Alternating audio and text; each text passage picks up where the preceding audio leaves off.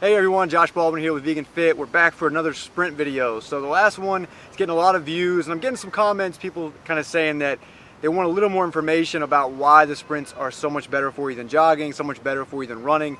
So I'm going to show you guys a bunch of different views. We're going to do some fun drone shots, and I'm going to try to show you the reason why the technique of the sprint is so much better for the joints, way more effective for the cardio, and all around just way better for you. So I'll show you a lot of different angles, a lot of different views, and hopefully this time I can fully explain why you should start doing sprints right away.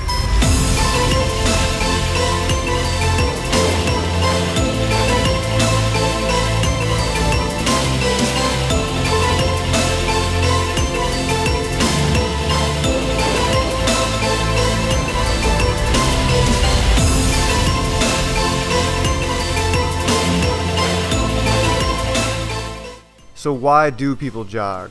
Simple, it's just easier, it requires a lot less effort, and it's kind of okay if you suck at it. So that's what marathons are all about, right? It's just about finishing the marathon.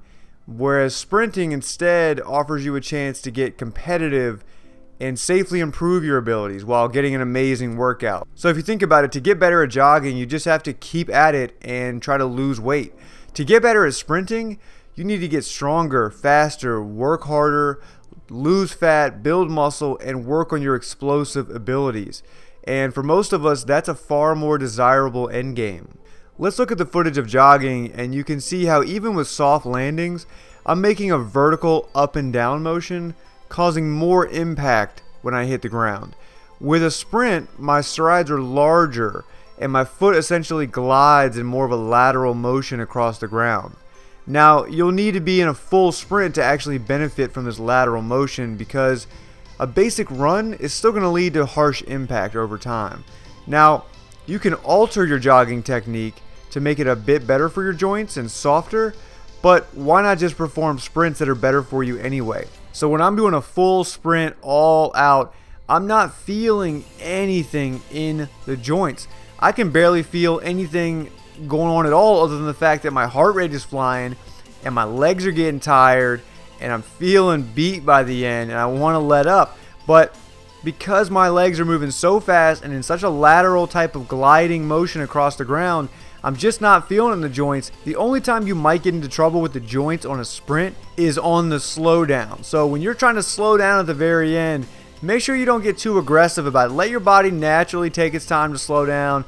Don't try to abruptly stop, because that could definitely hurt the joints. But jogging burns more fat, right? I hear this one all the time. The answer is no. As a percentage of calories, jogging will burn slightly more fat than sprinting, but you'll burn far fewer calories in sprinting, making it way less effective at fat burning. In 20 minutes of staggered sprints, you'll burn as many calories as 45 minutes to an hour of jogging. To me, working 20 minutes really hard is a better option than working 60 minutes at a medium or light pace. Plus, because you're doing an anaerobic exercise with sprints, you're going to be burning fat for a longer period of time and building muscle. So I have a few questions for joggers out there. Why are joggers so proud of their injuries and all these treatments that they go through to fix themselves? It's obviously not good for you, right? Jogging for long periods of time will eat away at lean muscle tissue and hurt your joints. Tell me what muscles are sore after jogging. If I go for a long jog one day, I'm not sore the next day. Maybe my knees hurt, maybe my ankles hurt, but my legs aren't sore. Will your quads, hams, glutes, and core be sore? Absolutely not.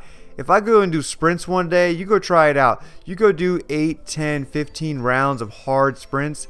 You will feel it everywhere. Your quads, your hams, your glutes, your core, you'll feel it everywhere. Now make sure if you're not used to sprinting that you work up to it. If you never have sprinted or it's been a while, start off with a light jog, try to get into a rhythm of running, and maybe you work up to doing like a 60-70% run, and eventually you'll try to get there and you can do a full all-out sprint.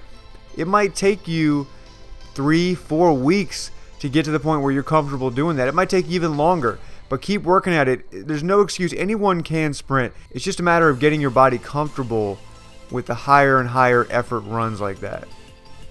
As a bonus, at the end of your sprints, Try to drop down and knock out a set of push-ups or sit-ups or some other type of non-leg based exercise. That's killer on the cardio. Remember, if all of this is just too hard on your joints due to prior injuries, or maybe you just have certain issues with your body that prevent you from sprinting, not everyone is the same, so maybe you've got some issues, then you can always do something else, right? Jump on a bike.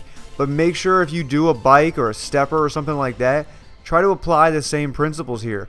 High intensity, short bursts. Now, I'm not saying you should never jog or never ride a bike at a moderate intensity level. Some days, maybe that's all you can handle, and that's totally fine. And some days you might want to just mix it up and trick your body and do new stuff. That's always a good idea. But just don't let that become your standard routine, right? Make sure you step up your workouts, get out there, push it harder, and sprint. Shut down.